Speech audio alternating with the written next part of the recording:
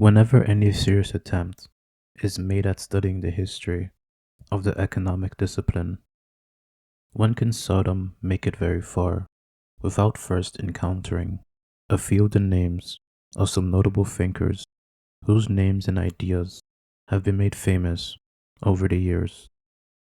Names such as Adam Smith, David Ricardo, Karl Marx, John Maynard Keynes, von Mises, and Friedrich Hayek have all taken their rightful place in the pantheon of economic ideas.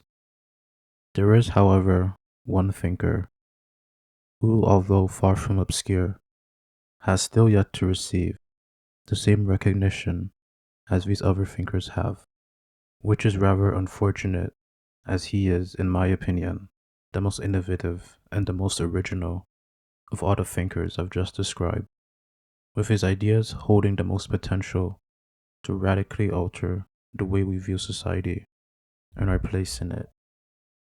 Karl Paul Polanyi is a Hungarian economist whose unique insights into how society and economics are interwoven put him at odds with many of the economic thinkers of his day and continue to put him at odds with the mainstream orthodoxy of today. The economists of today have a tendency to abstract, withdrawing themselves from studying real things as they are, and instead preferring to deal with abstract mathematical models and equations with precise conditions. This method of doing economics, although sometimes useful, causes many difficulties, as things don't always fit into any precise formal framework. It's rather obvious to most people that human beings are not simply to be treated as mere mathematical expressions. Human beings have needs, desires, and aspirations that aren't reducible to a series of mathematical equations. Yet, despite such an absurdity being obvious to most people, the current economic orthodoxy remains steadfast in its ignorance, adhering to the one-dimensional view of humanity, one that treats human beings as mere automata that seek to maximize material satisfaction and nothing else.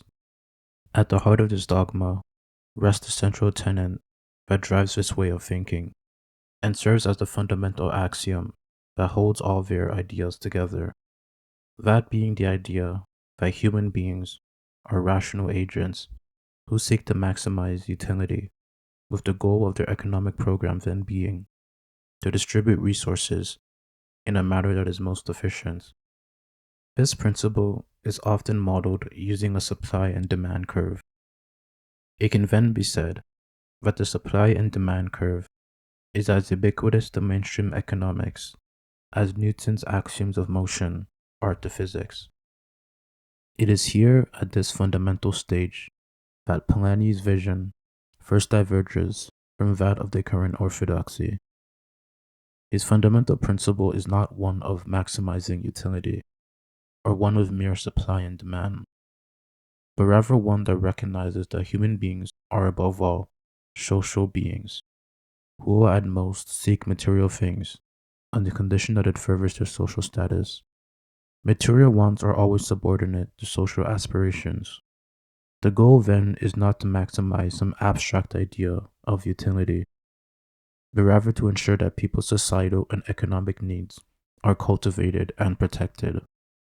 His economic program has a societal and social component embedded in it, which the current orthodoxy often chooses to disdain or ignore. His magnum opus, The Great Transformation, first published in 1944, is often cited as one of the finest works of history to ever be produced in the Western historical tradition.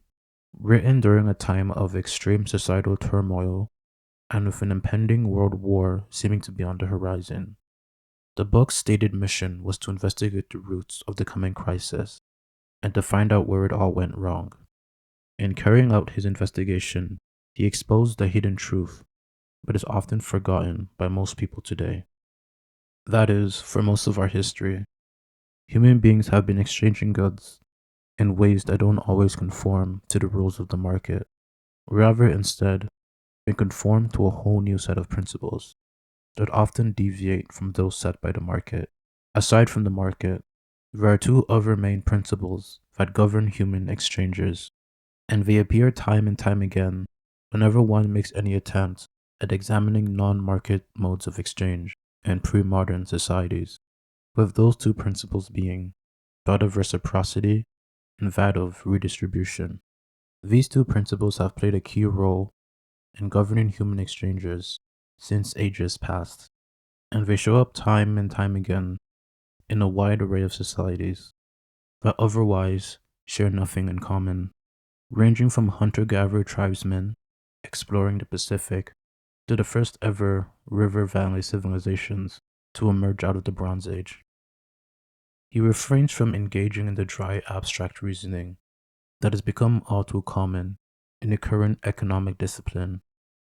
He instead presents us with a vivid, thought provoking, and often moving account of how the attempt to implement the utopian vision of a small group of thinkers led to never before seen catastrophes and untold amounts of societal devastation. And in the wake of the widespread chaos and turmoil that ensued, emerged many sincere and heartfelt efforts from all corners of society to resist the destruction brought about by this utopian agenda.